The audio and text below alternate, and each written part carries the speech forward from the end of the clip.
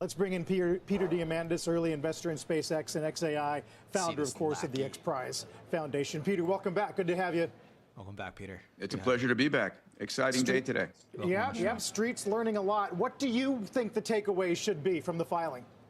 Well, the takeaway is you can project the company's value based on the business today, Starlink, and all, but the real value of SpaceX is what it's opening up. You stop and you think about what they're building with Starship is not 2x or 5x. It's probably 10 or 100x more capable than any other launch vehicle, and unlocks the potential of space. Right? That's what I said on my previous video, is that this is like the early pillar of what's going to be built in space, right? It's like they're building the foundation, because in order to build out companies, businesses, ideas in space, you need to be able to get there at a reasonable cost. So if they can do that, then all these other companies are going to come in behind them and build things on top of them. So they're kind of like the financial infrastructure play, or I should say the space infrastructure play. And what do you value that, right? If this is the space infrastructure rails, is it $1 trillion? Who knows, right? Because space is limitless in space, or in like space, physical space, so things you can do out there. There's a lot of resources out there. The data center play alone, right? If you put the data centers in space, they could be powered with solar, because solar loses a lot of its like potency once it has to pass through the atmosphere. So you get rid of that. You also get rid of cooling costs, because space is freezing cold. So there's just so much here. And also too, we have this promise, humans, of like, we only can imagine things that, like, we only assume what can happen is things that we can think of or imagine. And undoubtedly there's going to be inventions and things on top of this that we're not even able to conceive of right now. I don't know. I just can't picture this being small or little. Everything we hold of value on Earth, metals, minerals, energy, real estate, is in near infinite quantities in space. I just said that. And there's nobody who's been able to implement that. People used to laugh at the idea of SpaceX building reusable vehicles. They're not laughing anymore. They've crushed the marketplace.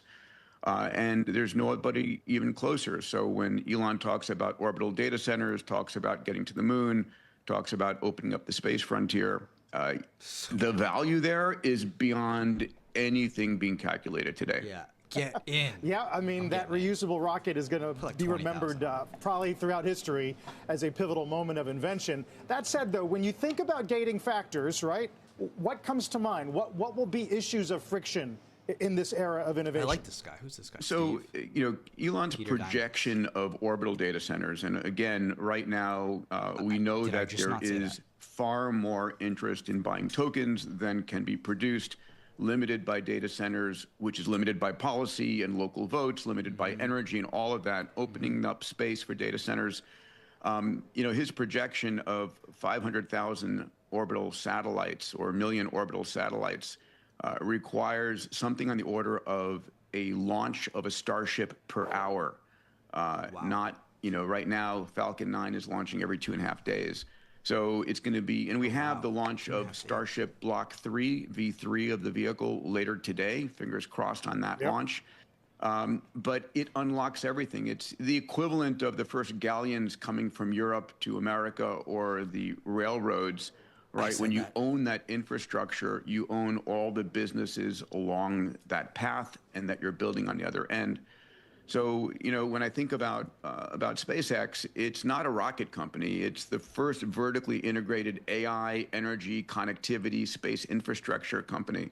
The question is, are you going to bet against Elon in building that out? And no one's going to bet against them. You'd be foolish to. And not only that, it's like, why would you want to bet against an idea that's so cool? For those of us who are like kind of sci-fi nerds, like, this is the future we want, right? That we're a space-faring civilization. And to the people that say, why don't we fix Earth first? Earth will never be perfected, because humans, in and of itself, we are imperfect.